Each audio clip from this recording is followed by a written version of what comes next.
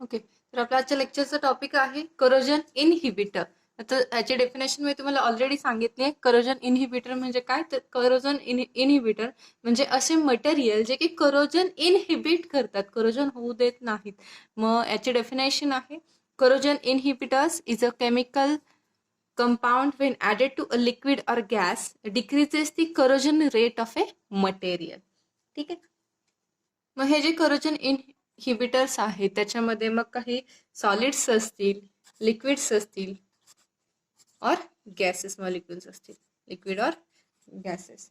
These corrosion inhibitors are used in oil and gas exploration. म्हणजे oil आणि gas इंडस्ट्रीमध्ये त्याच्या स्टोरेजसाठी वगैरे यूज केले जातात हे corrosion inhibitors. Then production also oil and गॅसचं प्रोडक्शनसाठी. देन पेट्रोलियम रिफायनरीजमध्ये म्हणजे पेट्रोलियम इंडस्ट्रीजमध्ये हे करोजन इनहिबिटर यूज केले जातात. कारण ज्या आपण टँकमध्ये हे जे हे ठेवणार आहे, हे जे पेट्रोलियम ठेवणार आहे ज्या टँकमध्ये, तो टँक कसा असला पाहिजे, तर त्याच्यामध्ये करोजन झालं नाही पाहिजे त्या टँकला इझिली. व त्यासाठी पण करोजन इनहिबिटर यूज केलं जातं. देन केमिकल मॅन्युफॅक्चरिंगमध्ये, देन हेवी मॅन्युफॅक्चरिंगमध्ये म्हणजे हेवी मेटल्सच्या पण मॅन्युफॅक्चरिंगमध्ये, देन वॉटर ट्रीटमेंटमध्ये. हा तर मोस्ट इम्पॉर्टंट रोल आहे की हे जे करोजन इनहिबिटर आहेत ते वॉटर ट्रीटमेंटमध्ये यूज केले जातात. आणि also it is used in the industries also. Okay, and then in the oil extraction, processing and chemical industries corrosion inhibitors are also used. म्हणजे केमिकल इंडस्ट्रीज मध्ये ह्याचे ऍप्लिकेशन आहे. मग हे जे करोजन इनहिबिटर आहे, जसं मी सांगितलं, सॉलिड आहेत, लिक्विड आहेत आणि गॅसियस मॉलिक्युल्स आहेत, याच्यावरून याचं क्लासिफिकेशन केलं जातं.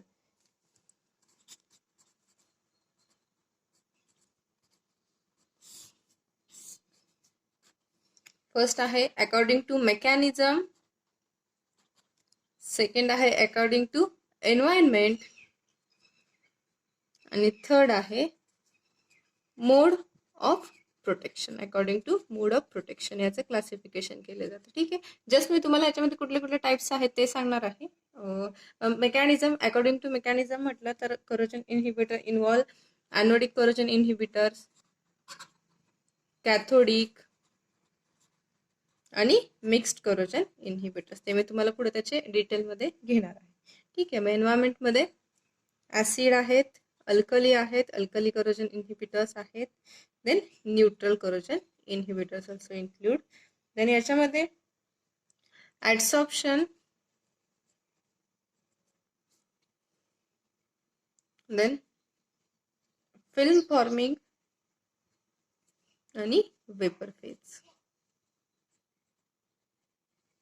सगळ्यात फर्स्टली आपण आजच्या लेक्चरमध्ये ही जी करोजनची इलेक्ट्रोकेमिकल प्रोसेस आहे, म्हणजे ऍक्च्युली करोजन काय आहे ते तुम्हाला माहिती पाहिजे. त्याच्यानंतर आपण बघूया की त्याला इनहिबिट कसं करायचं. त्याच्यासाठी आपण करोजन इनहिबिटर अप्लाय करून कसं प्रोटेक्ट करू शकतो त्या मटेरियलला फ्रॉम दी करोजन. ठीक आहे, तर फर्स्टली करोजनची प्रोसेस बघूया. मग इथं मी नोट डाऊन करते, इलेक्ट्रोकेमिकल प्रोसेस ऑफ करोजन. पहिल्यांदा करोजन म्हणजे काय ते बघूया, देन त्याच्यानंतर पुढं त्याचं इनहिबिशन कसं करायचं तर ते बघूया. तर firstly corrosion process, electrochemical process of corrosion. Okay, तर इथे मी एक सेंटेन्स लिहिले बघा. आता electrochemical corrosion of a metal occurs when electron from atom of the surface of metal, की ज्या मेटलचं करोजन होणार आहे त्या मेटलच्या सरफेसवरचा जो इलेक्ट्रॉन आहे, जो ॲटमकडे असेल तो electron, are transferred to the suitable electron acceptor. म्हणजे काय, तर ज्या मेटल्स आपल्याला करोजन होते, म्हणजे सपोज एफई, आता एफईचे नंबर ऑफ ॲटम्स असतील, नंबर ऑफ ॲटम्स म्हणजे नंबर ऑफ इलेक्ट्रॉन्स असतील. हा जो एफईचा इलेक्ट्रॉन आहे हा जेव्हा ट्रान्सफर होईल टुवर्ड्स दी ॲक्सेप्टर, इथे एक ॲक्सेप्टर मॉलिक्युल असेल, याच्याकडे जेव्हा ट्रान्सफर होईल in the presence of water, इथे काय सांगितले, water must be present to serve as a medium for the transport of ion. म्हणजे हे इलेक्ट्रोकेमिकल करोजन कधी होतं, जेव्हा मेटल सरफेसचा जो इलेक्ट्रॉन आहे तो ट्रान्सफर होतो towards the one of the acceptor molecule, एखाद्या ॲक्सेप्टरकडे इलेक्ट्रॉन ॲक्सेप्टरकडे ट्रान्सफर होतो, तेव्हा हे जे इलेक्ट्रोकेमिकल करोजन आहे ते ऑकर होतं. आता याचं ॲक्च्युअल मेकॅनिझम काय आहे ते पुढे बघायचं आहे आपल्याला. तर याच्यामध्ये एक इम्पॉर्टंट थिंग म्हणजे इथं वॉटर नेसेसरी पाहिजे.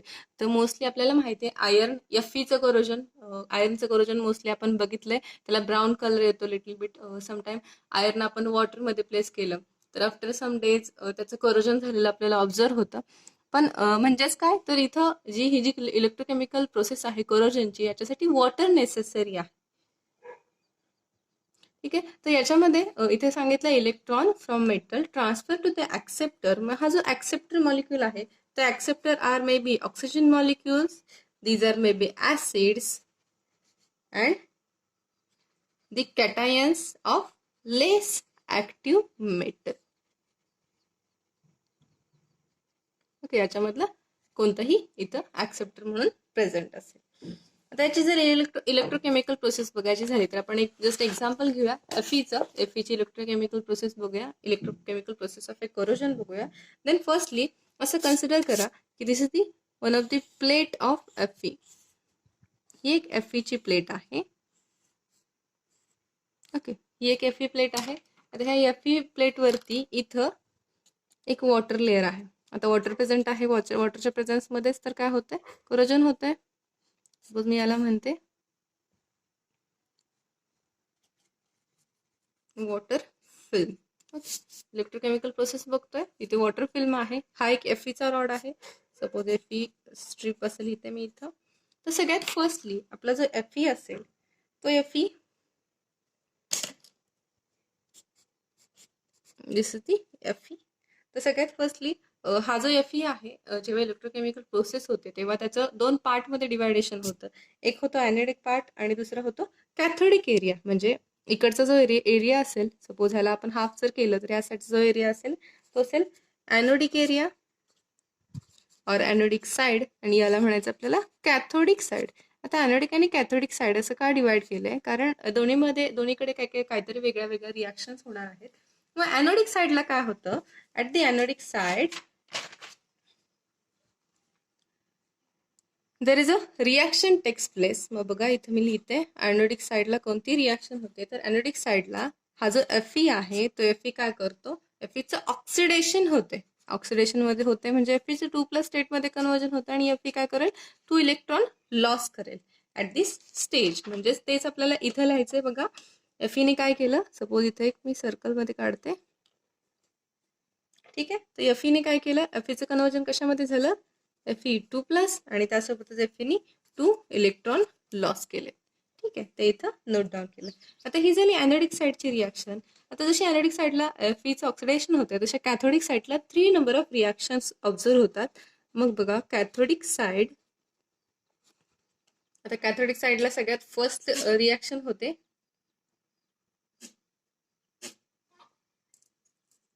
ती म्हणजे ऍडसॉर्प्शन of oxygen.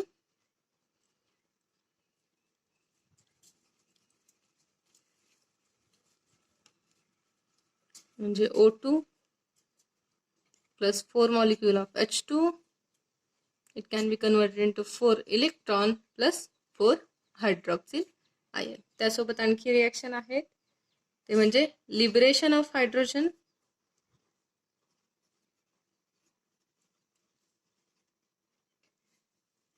H plus 2 electron, it gives H2 molecule. आणि 3 टाईपच्या रिॲक्शन होतात ॲट दी कॅथोडिक साइड. आता हेच आपल्याला फिगरच्या फॉर्ममध्ये बघायचे. आता थोडी ॲनोडिक साइडची जशी ही रिॲक्शन आहे अशी इथे नोट डाऊन केली, तशी याच्यामध्ये थोडासा चेंजेस आहेत. इथं फर्स्टली काय होतं, तर ही जी वॉटर फिल्म आहे त्या वॉटरचं कशामध्ये स्प्लिटिंग होतं, H2चं स्प्लिटिंग होतं to the H plus OH minus ion. याचं कशामध्ये कन्वर्जन झालं, H+ आणि OH मायनस आयन मध्ये कन्वर्जन झालं.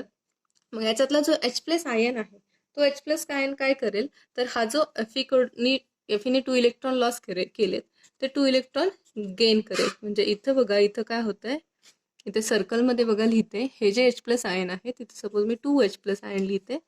2H+ आयन काय करतील, हे इलेक्ट्रॉन गेन करतील. दे gain 2 electron. 2H+ आयनने 2 electron gain केल्यानंतर इथं काय फॉर्म झालं, तर इथं एक H2 मॉलिक्यूल फॉर्म झाला. आता H2 मॉलिक्यूल फॉर्म झाला, देन याच्यानंतर इथे एक प्रोडक्ट फॉर्म होतो, तो म्हणजे फेरस हायड्रॉक्साइड प्रोडक्ट फॉर्म होतोय. आता ऍक्च्युअली हा मॉलिक्यूल कसा फॉर्म होतो त्याची पुढे रिॲक्शन आहे. जस्ट एवढंच लक्षात ठेवायचं, इकडून काही एफईचे मॉलिक्युल्स येतात, इकडून काही हायड्रॉक्सिल आयन्स येतात, इकडून काही H2 मॉलिक्युल्स येतात आणि त्यामुळे इथं Fe हायड्रॉक्साईड नावाचा एक कॉम्प्लेक्स फॉर्म होते. देन आता ह्या त्या कॅथोडिक साईडच्या रिॲक्शन्स आहेत, ह्या आपण लक्षात ठेवायच्या. ठीक आहे, तर आणखी थोडा रिॲक्शनचा पार्ट बघूया. रिॲक्शनच्या पार्टमध्ये ॲट द एनोडिक साईड इकडं आहे कॅथोडिक साईड आणि इथं कोरोजन होते. म्हणजे कोरोजनच्या इथे कोणती रिॲक्शन ऑब्झर्व होतीये ते बघायचं आहे आपल्याला. ठीक आहे, तर इथे मी रिॲक्शन 1 बाय 1 लिहिते. आता एनोडिक साईडची सगळ्यात फर्स्ट रिॲक्शन कोणती होती? Feचं कन्वर्जन कशामध्ये झालं? Fe2 प्लस प्लस 2 इलेक्ट्रॉनमध्ये कन्वर्जन झालं. आता जेव्हा हे Fe2 प्लस प्लस 2 इलेक्ट्रॉनमध्ये कन्वर्जन झालं तेव्हा हे Feनं काय केलं? इथं बघा Fe हायड्रॉक्साईडचा मॉलिक्यूल फॉर्म झालाय किंवा फेरस हायड्रॉक्साईड हा मॉलिक्यूल फॉर्म झाला. हा फेरस हायड्रॉक्साईड कसा फॉर्म झाला? तर वॉटरचं स्प्लिटिंग कशामध्ये झालं? H प्लस आणि OH मायनस. मग याच्यामधलं जे OH मायनस आहे ते Feनं गेन केले, त्यामुळं फेरस हायड्रॉक्साईड नावाचा कॉम्प्लेक्स फॉर्म झाला. मग तेच इथं लिहायचंय बघा आपल्याला. मग हा जो Fe2 प्लस आहे, दिस Fe2 प्लस, हा जो Fe2 प्लस आहे इथं बघा, इथे Fe2 प्लस फॉर्म झालेला हा Fe2 plus can combine with this OH minus ion plus twice of OH minus ion, it gives ferrous hydroxide. म्हणजे इथं काय झालं? सॉरी, फेरस हायड्रॉक्साईड, इथं 2 मॉलिक्युल्स आहेत. म्हणजे इथं काय झालं? तर एक Feचा कॉम्प्लेक्स फॉर्म झाला, हायड्रॉक्साईड फॉर्म झाला, म्हणजेच Feचं कोरोजन व्हायला स्टार्ट झालं. देन कॅथोडिक साईडला कोणती रिॲक्शन झाली होती? तर H2Oचं स्प्लिटिंग झालं होतं into the H plus plus OH minus आयन्समध्ये स्प्लिटिंग झालं होतं. ठीक आहे, ही कॅथोडिक साईडची फर्स्ट रिॲक्शन मी इथं लिहिली आहे, एनोडिक साईडची रिॲक्शन इथं लिहिली आहे आणि जी सेंटरची रिॲक्शन आहे ती मी इथं नोट डाऊन केली. ओके, तर त्यासोबतच आणखी पुढे रिॲक्शन्स आहेत. आता हा जो फेरस हायड्रॉक्साईड आहे, हा फेरस हायड्रॉक्साईड काय करेल? त्याचं परत ऑक्सिडेशन होते. मग काय होतं? हा ferrous hydroxide FeOH2 it can gain oxygen molecule, त्यासोबतच it can combine with a H2O molecule. म्हणजे ही जी ऍब्सॉर्प्शन ऑफ ऑक्सिजनची रिॲक्शन लिहिली आहे ना, ती रिॲक्शन इथं शो करायची तुम्हाला. इथं कसं तुम्ही O2 प्लस 4H2O असं लिहिलं होतं, त्यासोबतच फक्त एका फेरस हायड्रॉक्साईडचे ॲडिशन करायचे, याच्यासोबतचे ॲडिशन होईल, फेरस हायड्रॉक्साईडचं ऑक्सिडेशन होईल आणि त्याच्यापासून 4 molecules of ferric hydroxide form होईल, FeOH थ्राईस. म्हणजेच काय? तर फेरिक हायड्रॉक्साईड फॉर्म झालं. आता इथं 4 मॉलिक्युल्स आहेत, म्हणजे इथं सुद्धा 4 असेल. ठीक आहे, तर 4 molecules of Fe hydroxide combine with O2 plus H2O it can form the ferric hydroxide. म्हणजे इथं फर्स्टली Feनी हायड्रॉक्सिल आयन गेन केले, फेरस हायड्रॉक्साईड फॉर्म झाला, देन फेरस हायड्रॉक्साईडचं ऑक्सिडेशन झालं, त्याच्यापासून फेरिक हायड्रॉक्साईड फॉर्म झाला. देन त्यानंतर इन द नेक्स्ट स्टेज, आता next स्टेजला आपण मगाशी काय बघितलं होतं? इथे कॅथोडिक साईडला एक तर ऍब्सॉर्प्शन ऑफ ऑक्सिजन झालं, ते कम्प्लीट झालं, ते इथे झालं. ठीक आहे, देन त्याच्यानंतर आहे लिबरेशन ऑफ हायड्रोजन. आता हायड्रोजनचं लिबरेशन कसं होतं? हा जो फेरिक हायड्रॉक्साईड आहे FeOH थ्राईस, हा जो फेरिक हायड्रॉक्साईड आहे, हा फेरिक हायड्रॉक्साईड काय करेल? तर ॲटमॉस्फिअर मधला CO2 गेन करेल आणि त्यासोबतच एक कार्बोनेट आयन फॉर्म करेल, म्हणजे FeOH ट्वाईस आणि HCO3. ही रिॲक्शन इथं लिहायची आपल्याला. 2H plus plus 2 electron it can give H2 molecules. आता इथले ॲट द सेम स्टेज इथं काय होतं? तर H2 मॉलिक्यूल लिबरेट होतं, त्यासोबतच फेरिक हायड्रॉक्साईडचं कन्वर्जन एका फेरस कार्बोनेट प्रॉडक्टमध्ये कन्वर्जन होते. देन त्या रिॲक्शन आपण घेऊया इथं फेरस हायड्रॉक्साईड म्हणजे FeOH2 plus CO2, then it can give FeOH आणि HCO3. अगेन हा Fe कार्बोनेट आयन फॉर्म झाला. म्हणजेच काय झालं? तिथं रोबस्ट झाला हा बाथ, म्हणजे ह्याच्यामध्ये Feचं करोजन झालेलं इथं आपल्याला ऑब्झर्व झालं. ठीक आहे, रिॲक्शन सगळ्याच्या सगळ्या ऑब्झर्व झाल्या. बरोबर झाल्या का रिॲक्शन्स? बघा, स्टार्टिंगला आपण काय बघितलं? इथं anodic area, cathodic area, anodic एरियाची रिॲक्शन बघितली, कॅथोडिक साईडची रिॲक्शन बघितली. आता कॅथोडिकची ही जी इलेक्ट्रोप्लेटिंगची जी शेवटची रिॲक्शन लिहिली आहे मी इथं, ती इथं फुलफिल झाली नाहीये. ठीक आहे, इथल्या फक्त आपण 2च रिॲक्शन इथं शो केल्यात, ह्या 2 रिॲक्शन इथं फुलफिल झाल्यात. आणि एनोडिक साईडची रिॲक्शन, देन करोजन कसं होतंय ते पण आपण बघितलं. थँक्यू.